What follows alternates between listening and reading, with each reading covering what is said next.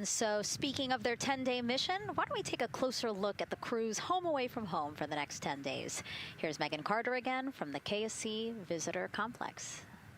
All right, thanks, Megan. Yeah, it's getting real out there, so I am going to bring you back to the moon board so I can show you just a few things about the Orion.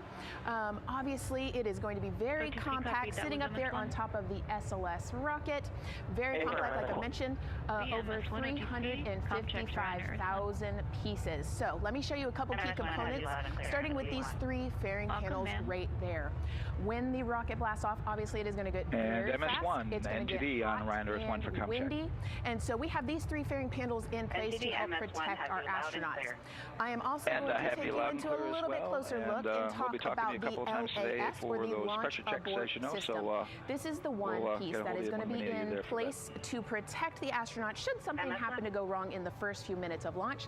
They can actually hit those abort motors, and these can activate within milliseconds, basically faster than you can even blink, and that is going to pull the crew and the crew capsule away from any danger. Now, obviously, we hope that those are not needed, and if that is the case, then about 3.5 minutes into flight, the LAS and those fairing panels will actually activate and jettison away. They'll fall away from the rocket, because at that point, the crew can actually abort the spacecraft safely by themselves. Now, we've talked a lot about the crew capsule right here. This is where they are going to spend the duration of their flight. We're going to talk a lot more about that one in just a little bit, but for now, let me jump down here to the service module. This is the one, we're going to think of this as the powerhouse for the spacecraft. It's pretty much going to provide them with almost everything that they need for the entire mission.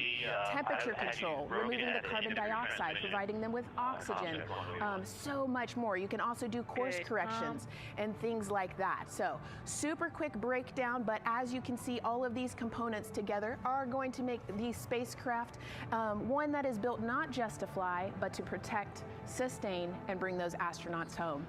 All right, lots more to come, but let's see where we are with the crew. Back over to you, Megan.